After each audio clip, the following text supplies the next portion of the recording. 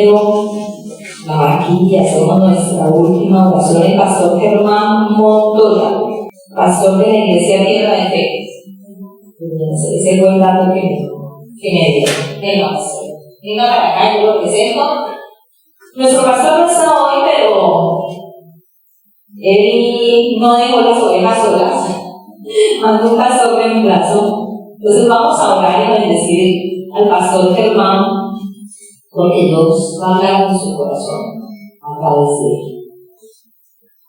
Amado Padre, estamos delante de tu presencia, Señor, en este momento bendecimos, Señor, vida del pastor Germán. Gracias, Señor, porque tú has dirigido sus pasos hasta esta iglesia, Señor. Gracias porque sabemos que en todo momento lo cuidas, lo proteges y lo guardas en tu mano, Señor. Te damos gracias por esa palabra que tú traes para nuestro corazón a través de él.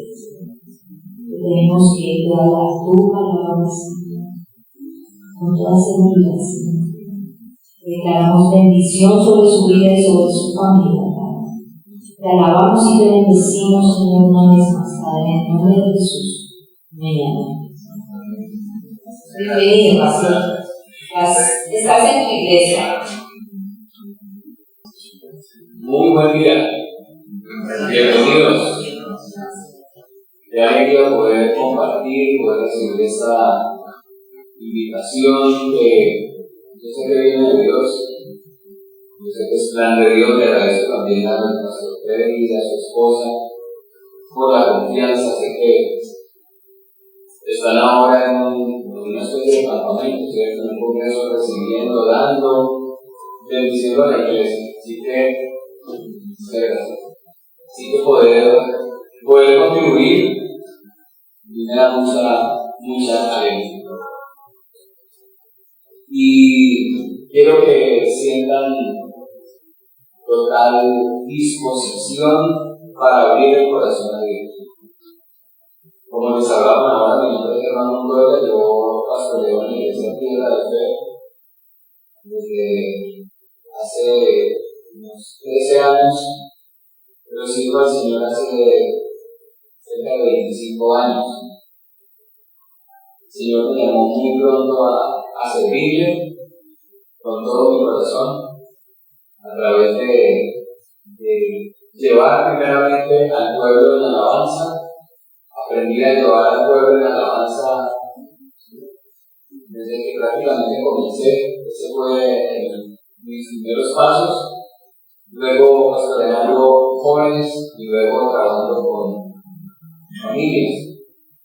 Y quiero decirles que ha sido una experiencia muy especial todos estos años lo que he podido experimentar en Dios. Así que estoy para servirles, somos hermanos, me alegra conocernos. Mi pastor decía, me alegra que me conozcan. Sí, mucho gusto en verme, mucho gusto en verme. Y quiero hablar para compartirles este mensaje de parte de Dios. Padre, yo te doy muchas gracias en esta mañana por una oportunidad especial que tú nos das de conocerte en un ámbito especial, de conocerte desde una perspectiva nueva cada día.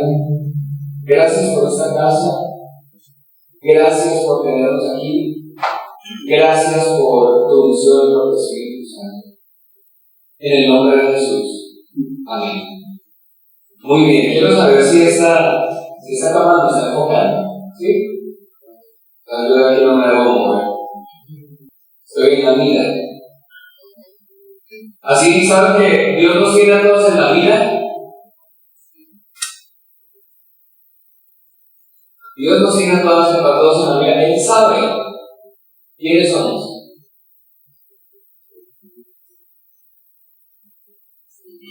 Él sabe que este día yo iba a estar aquí.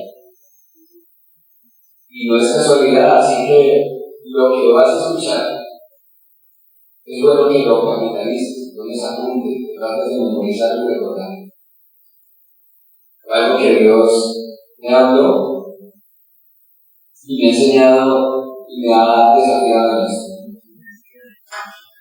quiero, antes de mostrar la cita bíblica, quiero decirles lo siguiente. Como primera medida, el mundo está pasando y está experimentando cambios sustanciales.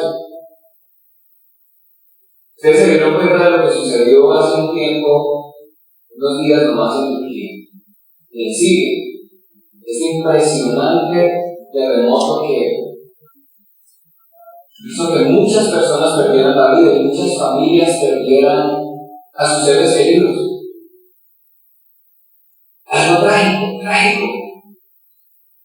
Aún después de días, gracias a Dios, fueron encontradas personas con vida.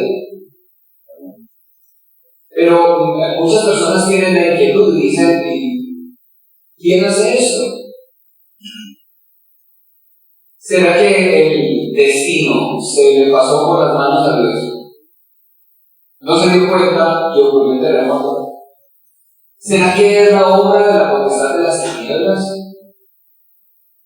Pero lo que encontramos escrito en la historia de Dios, porque la palabra es la historia de Dios, pero no solamente lo que está consignado en la palabra, sino la misma historia, nos muestra que ningún hecho toma a Dios sorprendiendo. De hecho, Lamentaciones capítulo 3 dice que ¿quién será el que diga que sucede algo que Dios lo hizo?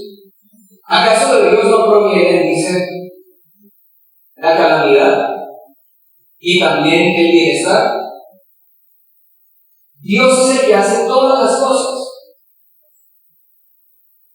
¿Quiere eso decir que Dios trajo un terremoto que mató tanta gente?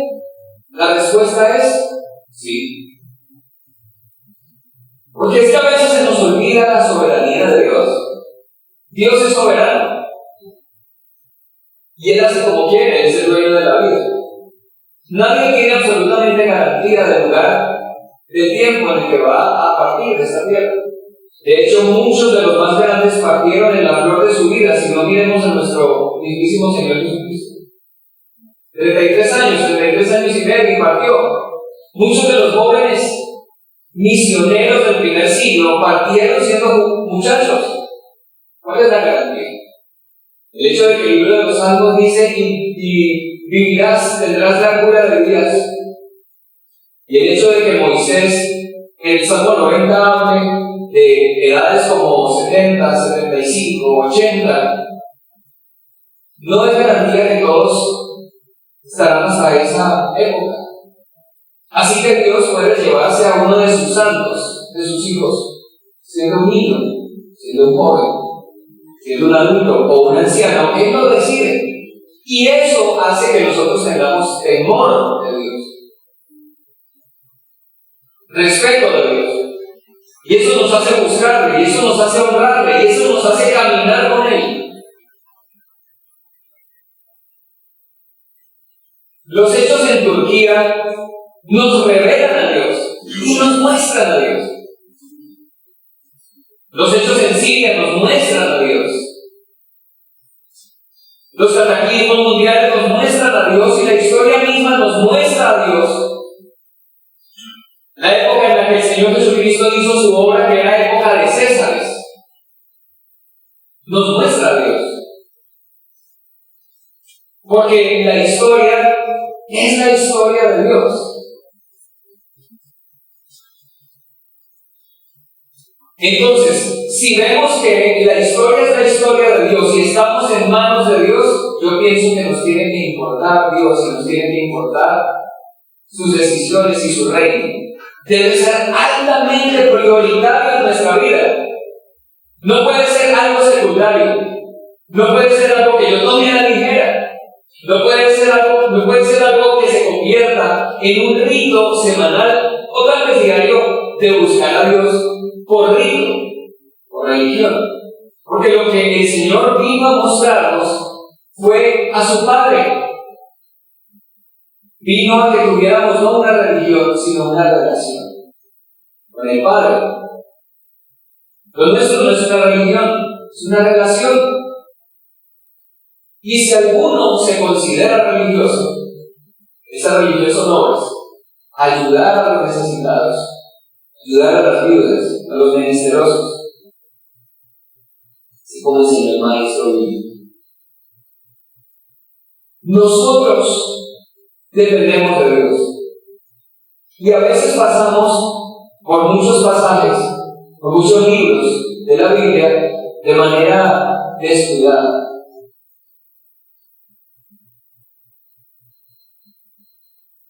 Una de las cosas que me hizo creer con todo mi corazón en el Señor es que Dios y la fe en el Señor es demostrable absolutamente a través de la historia y la arqueología. No solamente por lo que hizo en mi familia, por la transformación que hizo en mí y en mi familia, sino porque es una fe que yo puedo mostrar por hechos. Además, la fe misma mía debe ser mostrada por hechos, no con palabras, no con intenciones. Y quiero remitirme por un momento a un mapa. Les quiero pedir por favor que me colaboren, gracias, con el mapa. Bien, vamos a este mapa que es de la época de Jesús y es de la época de los apóstoles. Pero como vamos a ver, no ha cambiado en muchos aspectos, de manera que nosotros no podamos considerarlo y tenerlo en cuenta para nuestros días. Yo los animo a que cuando ustedes lean la Escritura y aparezca un lugar, traten de buscar mapas de los sitios que allí se mencionan. Muy bien, esto que ustedes ven aquí actualmente se llama Turquía. Esta parte que está acá es Israel y la parte que está acá es Siria. Este es el mar Mediterráneo. Esta es Grecia. Eso fue en la época de Pablo, en la época de Jesús y también en esta época. Israel, capital, Jerusalén. Siria, capital, Damasco. Aquí está Turquía, aquí está Grecia, capital, Atenas, y aquí está el mar Mediterráneo.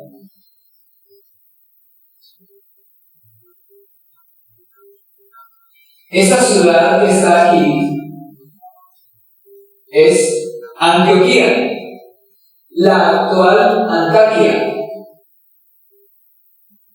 Antioquía. Y esta ciudad que está aquí es Tarso. Están cercanas. Y hay algo particular con estas dos ciudades. El terremoto que ocurrió en este sector, entre Siria y Turquía. Pero dos de las ciudades más devastadas fueron Tarso y la actual Antaquia. Hay una imagen por ahí de un edificio que está recostado en otro, de cómo quedó Antaquia. Primero podemos mirar la ciudad, la actual, bueno, ya no tan actual Antaquia, y vemos cómo esto nos puede ayudar a entender el plan de Dios. Esta es Antaquia, una ciudad siria, pero el terremoto que aconteció hizo que la ciudad quedara prácticamente inservible. Los edificios que quedaron en pie hay que derribarlos, porque en su estructura quedaron de demoler. Miremos por favor parte de eso, solamente algo muy pequeño para todo lo que sucedió. Este edificio está recostado a este, pero este está en condiciones de demolición también. Lo que dicen los que están allí, los pobladores, es que la ciudad es prácticamente inservible. No quedó nada. Muerte, desolación, así como otras ciudades más. Pero esta Antaquia es la Antioquía de la que habla Hechos 11. Así que hay una conexión histórica entre un hecho actual. Y esa época, y nos tiene que importar. Porque Antioquía fue el lugar donde los no judíos comenzaron a ser avivados por el poder del Espíritu Santo para llevar el evangelio hasta lo último de la tierra. Primero Jerusalén, como lo había dicho el Señor, Judea, Samaria, y después hasta lo último de la tierra. Pero el evangelio comienza siendo dado a los judíos y después le correspondía a los gentiles por medio de un apóstol escogido por el Señor llamado Pablo, Saulo. Pero Saulo, volvamos por favor al mapa, te voy a tener trabajando. Gracias por tu colaboración.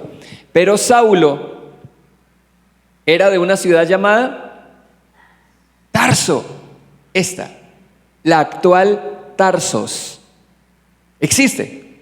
De hecho pasa un río muy especial como una cascada muy especial. Son lugares muy visitados, son lugares históricos, Antioquía y Tarso. Y esto, cuando el Señor me empezó a inquietar por ubicar en dónde había sido la catástrofe, el Señor me hizo entender que había algo espiritual que estaba diciendo y que quiere que todos entendamos. Hechos de los Apóstoles capítulo 11, por favor recuérdenlo. La fe son hechos, acciones. La fe son hechos. Ok, ahora, son hechos que tú realizas junto a Jesús. Entonces, tú y Jesús, uno. Hechos 11. Siempre recuérdalo. Mnemotécnicamente. Hechos 11. Hechos 11, lo que sucede en Antioquía. Préstale mucha atención. Por favor, recuerden siempre esto y que les avive. La iglesia de Antioquía. Ahora bien, los que habían sido esparcidos a causa de la persecución que hubo con motivo de Esteban, pasaron hasta Fenicia, Chipre y Antioquía, no hablando a nadie la palabra, sino solo a los judíos. ¿Qué está diciendo este pasaje? Este pasaje lo que dice es que dentro del primer mover de la iglesia hubo un mártir llamado Esteban. Esteban es asesinado, apedreado por causa del conocimiento del Señor. Los creyentes son dispersados, es decir, empiezan a viajar fuera de Jerusalén a otros lugares. Dentro de ellos algunos creyentes llegaron a Chipre, a los lugares que dicen aquí, Chipre, Antioquía, Fenicia. Dice, pero no le hablaban a nadie la palabra, sino a los judíos, en un principio. De la manera que Pedro también lo estaba haciendo con otros, enseñando la palabra a los judíos. De la manera que Jesús mismo vino en un principio a hablar solamente a los judíos. Pero comienza a suceder algo. Pero ya sabemos el territorio en el que esto está pasando porque lo vimos en un mapa, ¿de acuerdo? Bien, ahora, pero había entre ellos unos varones de Chipre y Cirene. Dice unos varones. No se sabe quién eran, no dice unos grandes evangelistas, unos grandes hombres, unos grandes apóstoles, dice unos varones, de los que habían recibido del Señor, de los que habían recibido del Espíritu Santo, que eran testigo de la obra de Dios en sus vidas y en otros. Dice que estos varones de Chipre y Cirene, los cuales cuando entraron en Antioquía, se les ocurrió algo. Dice, cuando entraron a Antioquía, la actual Antaquia, hablaron también a los griegos anunciando el evangelio del Señor Jesús. Es decir, comenzaron a hablarle a los no judíos. Les compartieron. Y la mano del Señor estaba con ellos y gran número creyó y se convirtió al Señor. Llegó la noticia de estas cosas a oídos de la iglesia que estaba en Jerusalén y enviaron a Bernabé a que fuese a Antioquía. Lo que comenzó a suceder es que personas como tú o como yo comenzaron a hablar no solamente ya a los judíos sino a los gentiles. ¿Qué tal si compartimos con los vecinos que están allí al lado?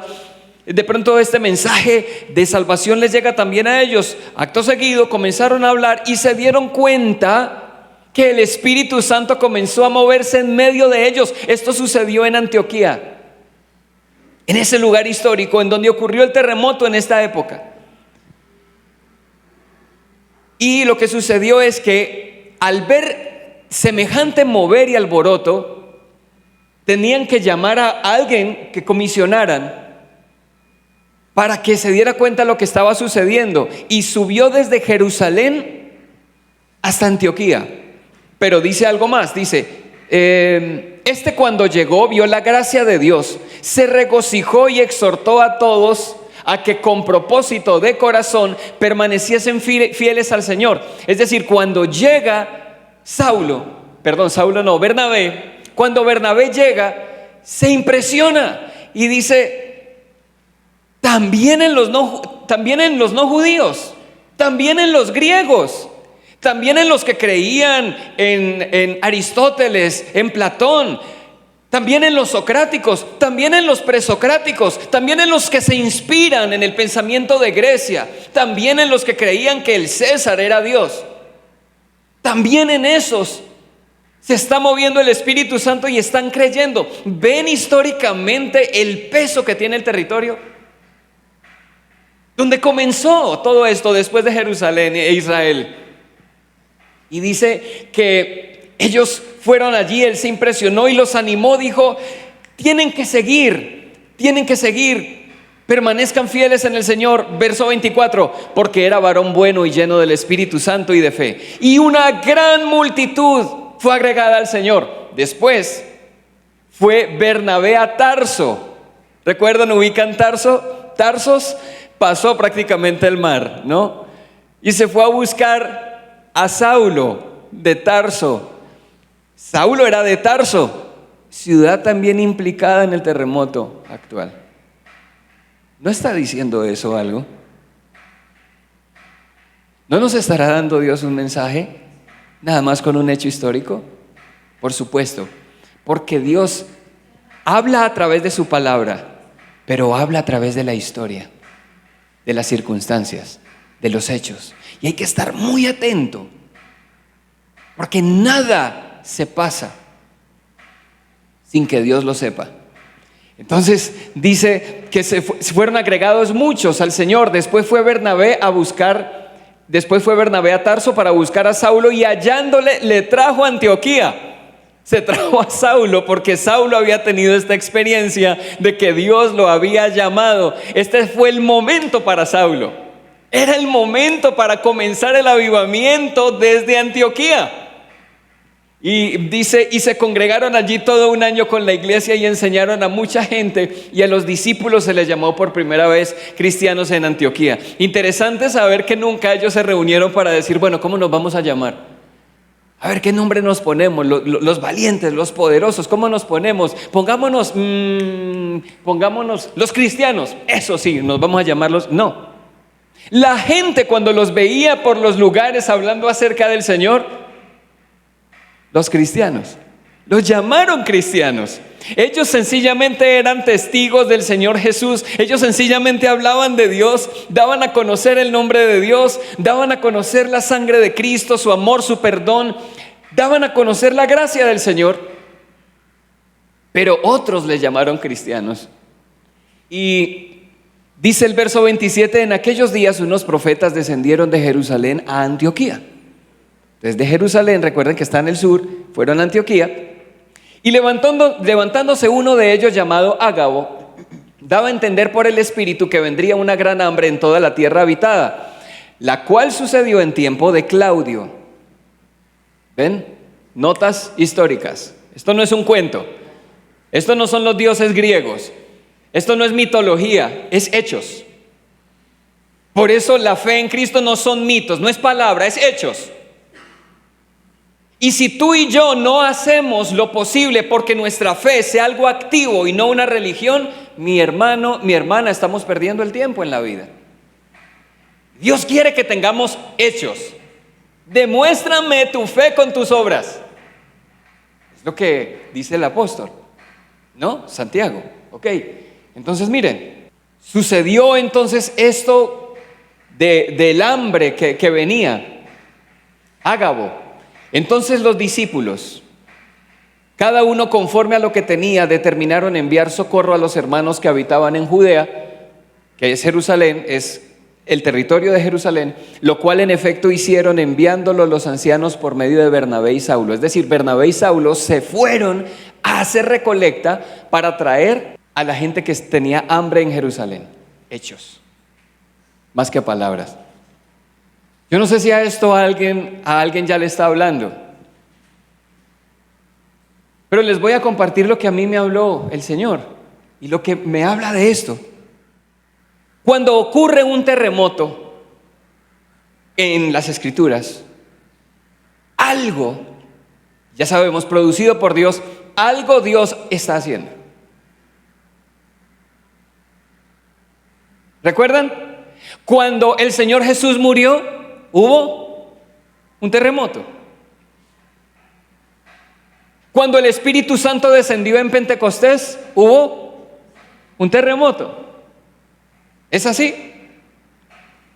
Cuando Pablo y Silas cantaban porque estaban presos en la cárcel, ¿qué los puso en libertad? Un terremoto. ¿Lo vemos? Cuando en el libro del Éxodo Dios habla con el pueblo, Éxodo 19, ¿qué pasa con la tierra? Tiembla, hay sonido de trompeta, de bocina, hay mucho temor, un terremoto. Cuando hay un terremoto, Dios está diciendo algo. Es interesante ver que los mismos profetas dicen, Dios hará arremecer la tierra. Es interesante que Jesús dice, antes de su venida, dice, y habrán muchos terremotos en muchos lugares. ¿Por qué lo anuncia? Porque esto es parte de una señal. Es una bandera de Dios, es una alarma de Dios, es una campana de Dios. Y que suceda en un territorio históricamente espiritual como Siria y Antioquía, está diciendo algo. Y quiero volver un momento por favor al mapa. Gracias. Este territorio, que es la actual Turquía, tiene varios lugares que están en la Biblia como lugares visitados por el apóstol Pablo, donde hizo sus viajes misioneros, y a los que también el mismo Juan en Apocalipsis escribe a las iglesias de, por ahí está Esmirna, está Éfeso, ¿verdad? Está Pérgamo, Tiatira, está Colosas, y ahí hay otras, Iconio, Listra, Derbe, está Atenas, pero esto ya es Grecia. Y esta Turquía actual, que fue cristianizado en ese siglo, donde los pies de hombres y mujeres polvorientos llevando la obra de Dios y la palabra de Dios a muchos lugares, hizo que fuera llena esa tierra del conocimiento de la gloria de Dios. Actualmente tiene un porcentaje mínimo de creyentes. Creo que menos del 1%. Pero hay algo que es peor. El presidente Erdogan está por ahí. El actual mandatario está llevando a la gente, presidente de Turquía, está llevando a la gente, sí, él es Erdogan, está tratando de llevarlos a que, claro, como los musulmanes llegaron en su momento a tomar esos territorios, está llevándolos a que practiquen el Islam por obligación, y toman a los niños y a los jóvenes y les imponen. Ahora para el 14 de mayo tienen elecciones y tiene bastantes contrarios. Y los jóvenes saben qué actitud están tomando, que en lugar de volverse islamistas y de practicar todas las prácticas musulmanas y de ir detrás de Mohammed, lo que están haciendo es que dicen, me declaro ateo. La imposición religiosa no hace crecer nuestras vidas, pero la relación. Así que puede ser que una catástrofe como la que ocurrió en Turquía sensibilice el corazón de muchos y abra el corazón de muchos para estar dispuestos a recibir del amor de Jesús. No una religión, sino una relación. Porque está pasando todo lo contrario. La gente se está antes yendo al otro extremo. Pero Dios está haciendo algo. Hay que orar por Turquía. Hay que orar por este mandatario, Erdogan. Hay que orar por él.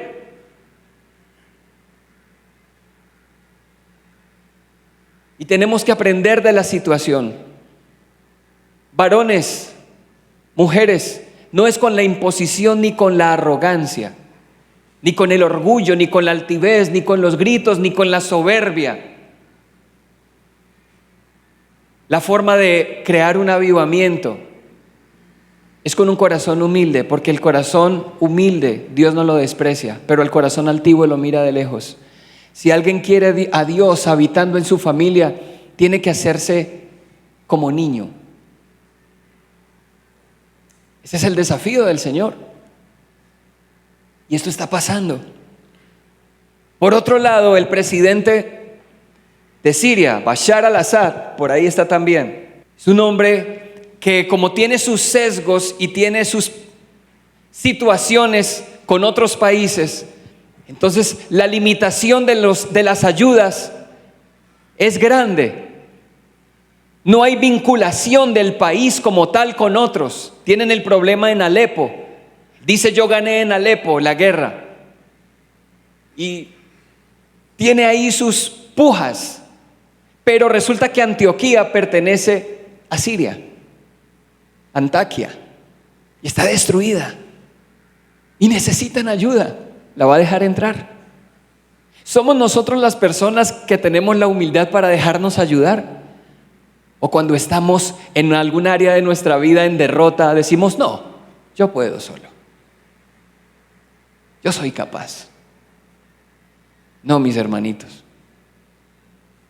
Porque si por la humildad fuera, hacía rato, estos mandatarios todos se unirían con un solo propósito. Como lo hizo la gente de otros lugares en el tiempo del profeta Ágabo, que llevaron para la necesidad de Jerusalén, en tiempos de hambre,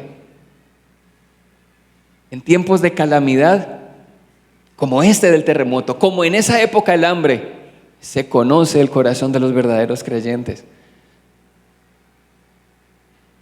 La calamidad de Turquía y Siria, ¿de qué manera desnuda nuestro corazón generoso? Por lo menos oramos por ellos. Por lo menos nos importa. Procuramos de alguna manera mirar qué lugar, qué agencia misionera, qué gente está trabajando en ese lugar para colaborar con una ayuda. O somos totalmente indolentes y nos preocupa nuestra propia vida. Nos puede pasar, pero no es el corazón de Dios. No es el anhelo de Dios. Para terminar, hay algo que me puso más inquieto. Volvamos por favor a Antaquia, a la ciudad. Hay muchas vidas que están derribadas. Hay una Antaquia necesitada y debemos mirar cómo ayudamos. Fue el lugar donde pisaron aquellos que por su valor y por su valentía hicieron que esta palabra y una historia llegara hasta nosotros. ¿Honraremos nosotros su memoria ayudando a las familias de hoy que son sus descendientes? ¿Seremos agradecidos o nos quedaremos con los brazos cruzados? ¿No haremos al menos una oración?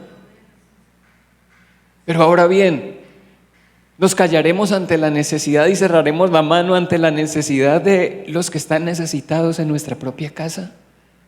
La esposa, el esposo, los hijos, los padres, los abuelos. ¿Nos cerraremos ante el vecino, pensando que porque tiene riqueza y carro y casa lo tiene todo, pero están sedientos y están hambrientos y no saben de qué? Están miserables y no saben de qué. Hay tantas Antaquias y tantos Tarsos.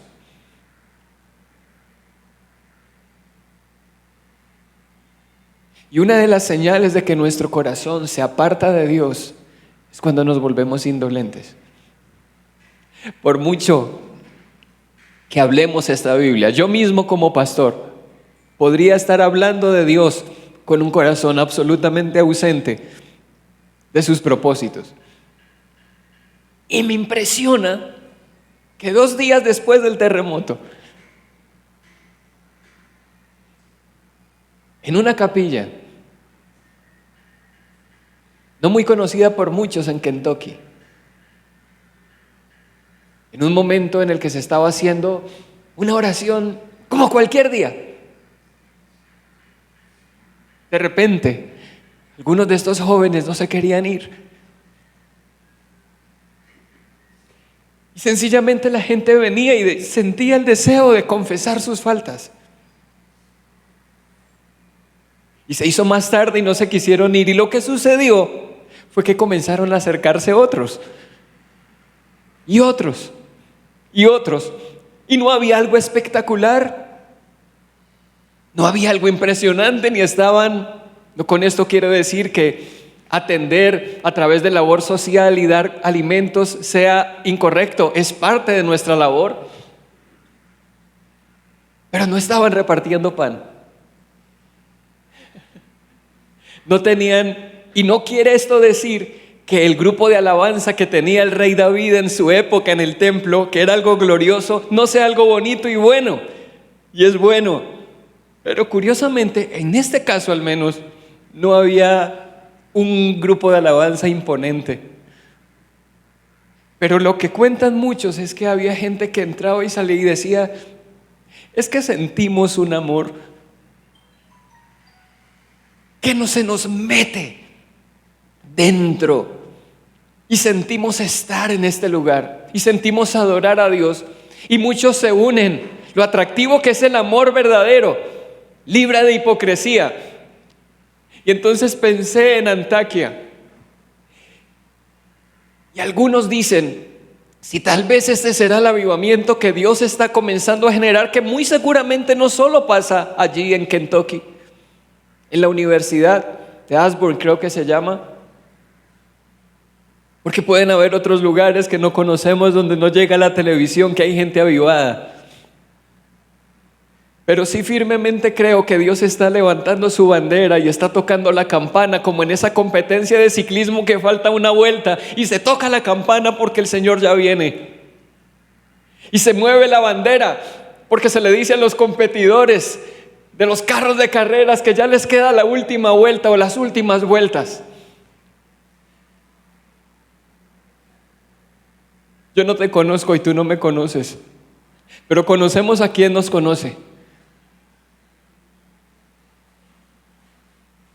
Mis hermanos, entreguémosle nuestra vida al Señor con todo el corazón. Sirvámosle con amor.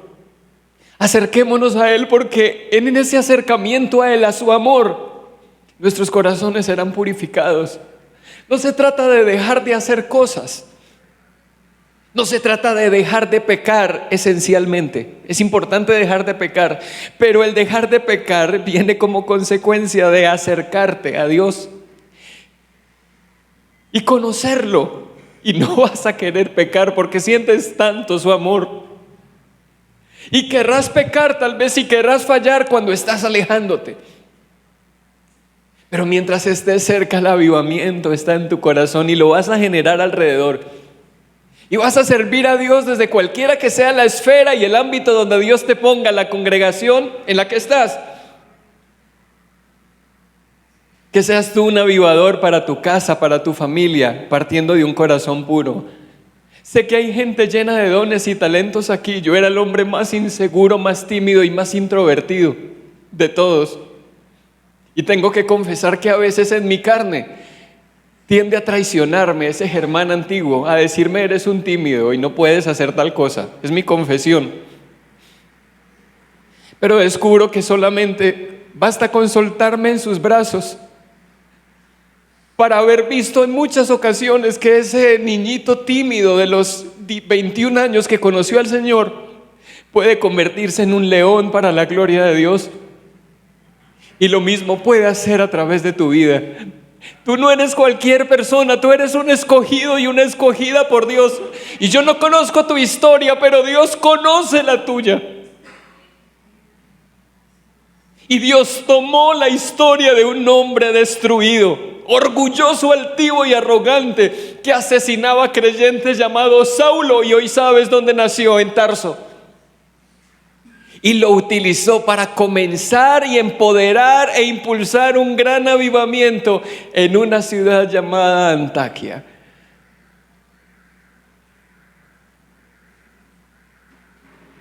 Hombres sencillos, mujeres sencillas, llenas del Dios de la gloria, podemos producir grandes transformaciones.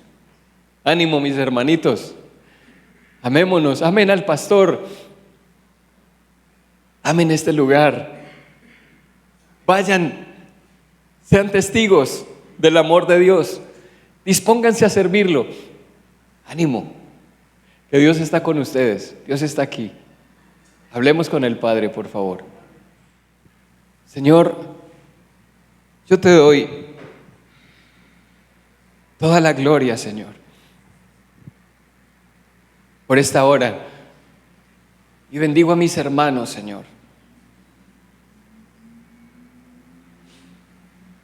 Los bendigo por disponer su tiempo para estar hoy aquí ante tu presencia. Señor, yo te ruego que este sea uno de los lugares, Señor,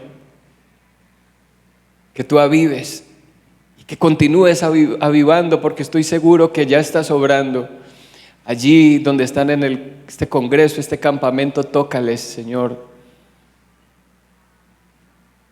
Y levanta de en medio de estas familias que te aman, Señor. Familias que te buscan. Familias que te creen. A los niños que están allí, Señor, también recibiendo su instrucción. Bendícelos. Dulce Espíritu Santo, pedimos que fluyas. Padre, llénanos con tu Espíritu. Ayúdanos a caminar contigo. Padre, avívanos. No dejes que se nos pase el tránsito por este mundo sin verte a ti. No dejes que sea como la vida de un tren rápido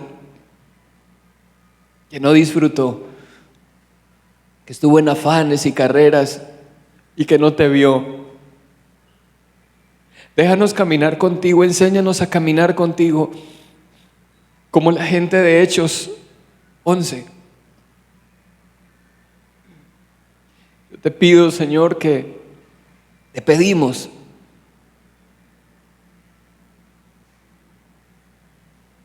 que nos dejes experimentar lo que aquellos hombres en aquella época, el gozo de llevar tu palabra y ver a muchos transformados por tu poder. Nosotros también queremos que como en esa época te muevas en nosotros, pero hoy también oramos por esos territorios que fueron azotados. Y que esta tragedia abra las puertas a un mover de Dios, a un mover tuyo, cual nunca antes. Levanta hombres y mujeres valientes, Señor. Respalda tu palabra. Bendecimos a estos mandatarios, Erdogan y Al-Azhar, Bashar al-Assad, Señor. Bendecimos a Siria, bendecimos a Turquía, bendecimos a Israel, bendecimos nuestra nación, bendecimos Norteamérica y cada una de las naciones de la tierra. Tu gloria sea dada a conocer y que nosotros la expresemos con toda nuestra pasión por ti, Señor. Bendigo a mis hermanitos hoy, sus familias, sus casas. Rodéales. En medio de lo que ellos viven, sánales si hay enfermedad, Fortaléceles si hay debilidad. Inspíralos si hay necesidad de dirección. Muéstrale, Señor. Bendice la vida del pastor Freddy, Señor, de su esposa. Hazlo un hombre tremendamente fructífero, Señor, que se goce con su esposa viendo la cantidad de hijos e hijas, Señor. Bendito sea este lugar, Señor. Bendito este lugar con todos los que aquí se congregan, Señor. Benditos en su salida y en su entrada. La llenura de tu Espíritu Santo sea con ellos siempre. A ti sea toda la gloria, Papá, en el nombre de Jesús. Amén.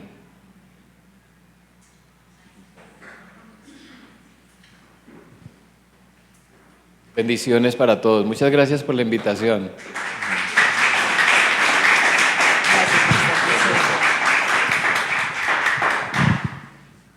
Bueno, damos gracias a Dios en este momento porque creo que ha hablado a nuestras vidas, ¿no? Estamos convencidos de que el Señor ha hablado a nuestra vida a través del pastor Germán. Pastor, te bendecimos nuevamente y vamos a estar orando por ti. Le damos muchas gracias a Dios por haberte traído acá.